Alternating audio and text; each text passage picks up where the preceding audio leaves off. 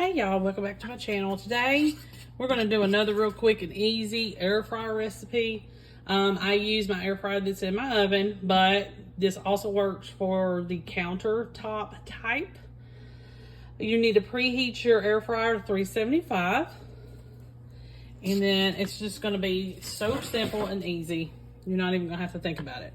I went ahead and did some of the prep work ahead of time. That way we can shorten this video as much as possible. This is 3/4 cup of flour and 1/4 cup of cornstarch. And you can just stir that together. I usually use a fork or a whisk, either one. And we're gonna be dipping our chicken in this. But we also need to add some spices. So you're gonna need about 2 tablespoons of garlic powder, 1 teaspoon of onion powder. And you can most definitely measure this. You don't have to do what I'm doing. A teaspoon of kosher salt. And half a teaspoon of black pepper. And you're going to add that to your flour mixture. I'm going to get my whisk and make sure this is good and mixed.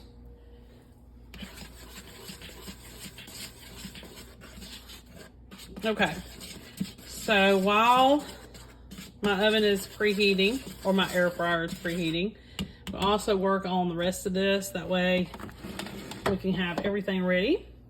Okay, so I don't keep buttermilk on hand because I use it very rarely. So whenever I need to mix any up for a recipe, I just take some milk and a little bit of vinegar and make my own. You also could do this with lemon juice. Actually, I feel like lemon juice will get me to buttermilk stage faster. So today I just use vinegar.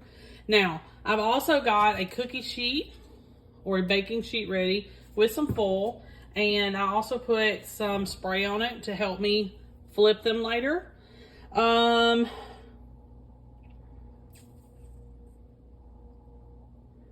So I've got all that set up. I got everything ready. You're going to dip it in the egg and let the excess drip off.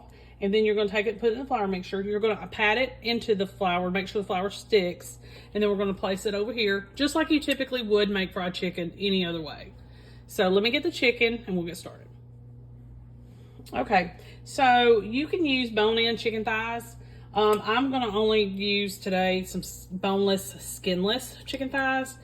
And the best way that I know to kind of do something like this is you have one hand for your dry flour mixture and one hand for your wet.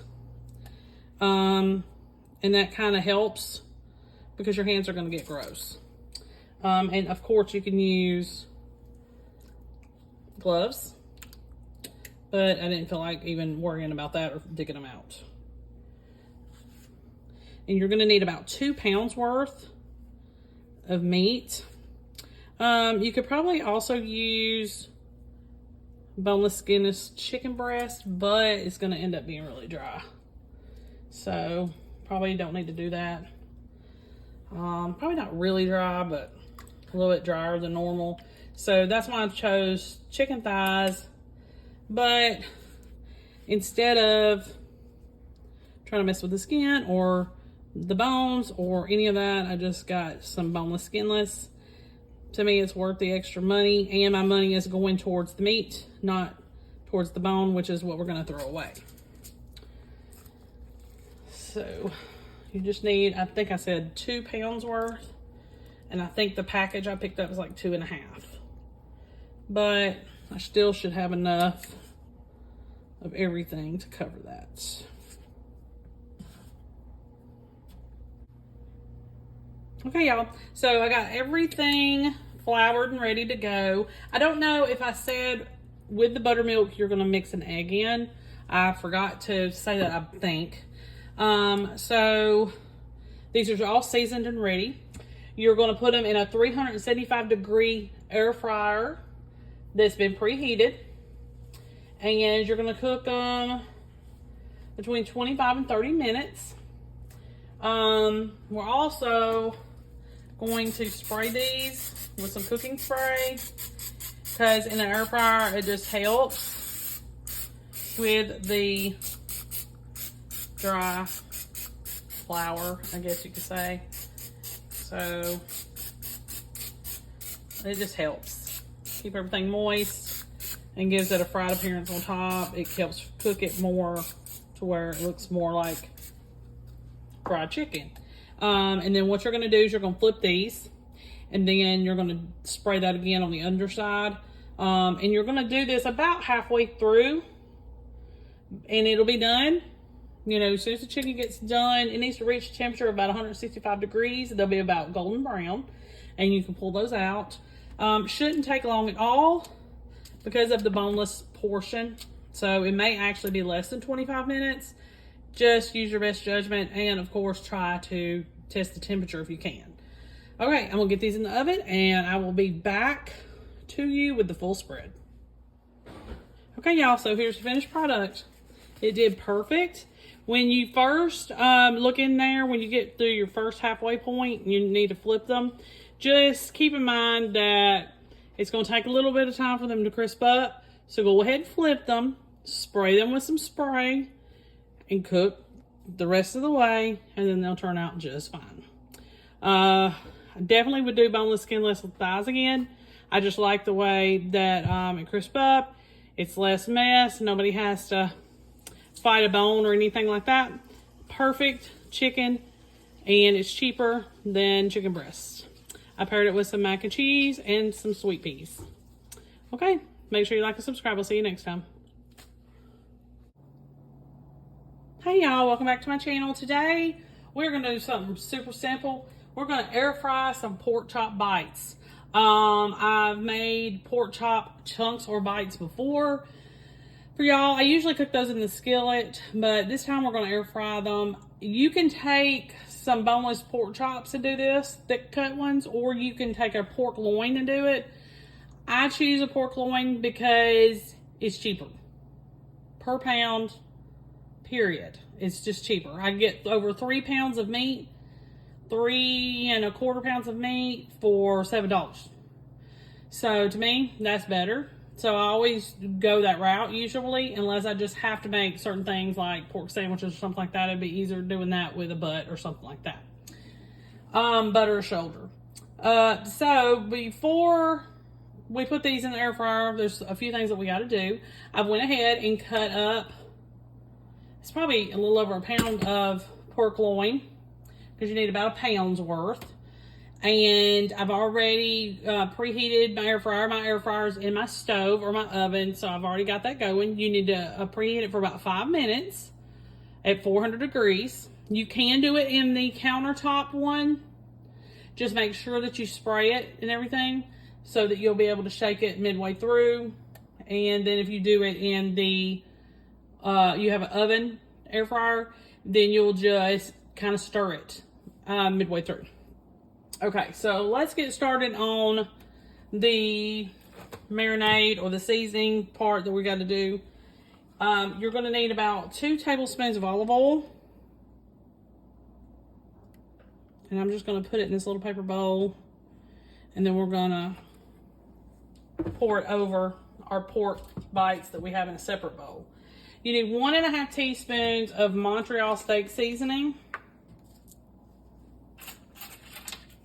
1½ teaspoons. 1½. And who was that?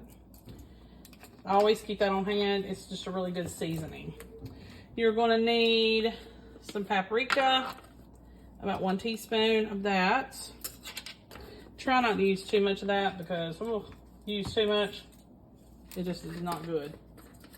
1/2 teaspoon of garlic powder. And 1/2 teaspoon of onion powder.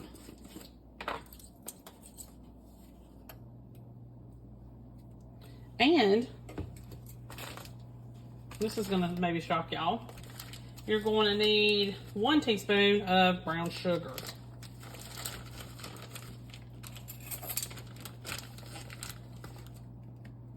Okay.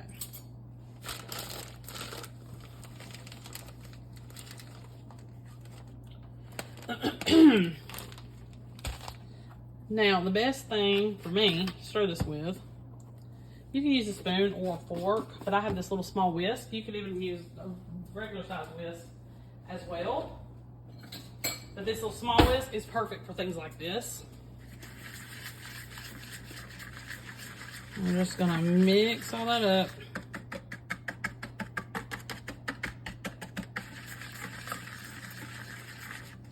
And it makes the perfect little glaze sauce, you know, whatever you want to call it.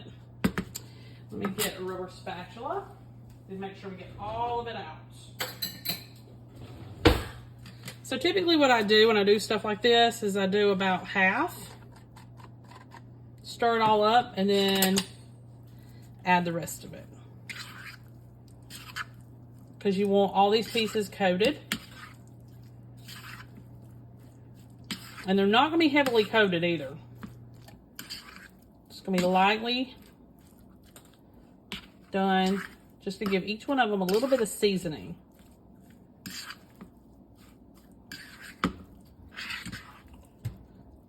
Okay.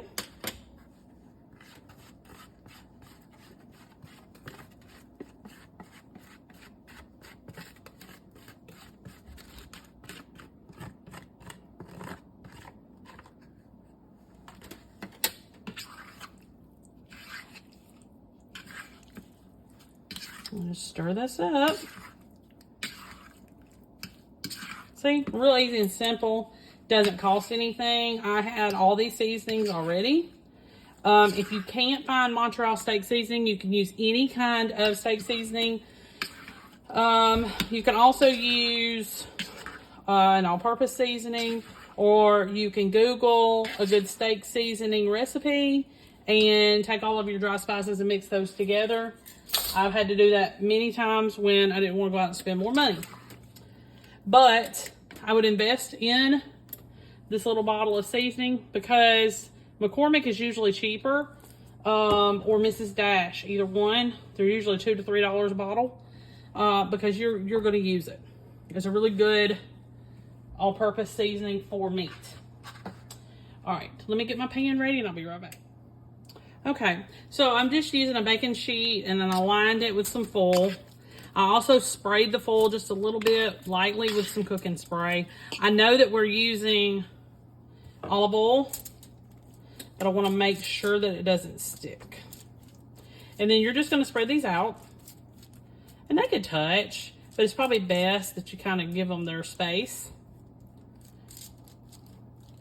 And try to make one layer. And that's it. You're going to air fry these for 5 to 7 minutes.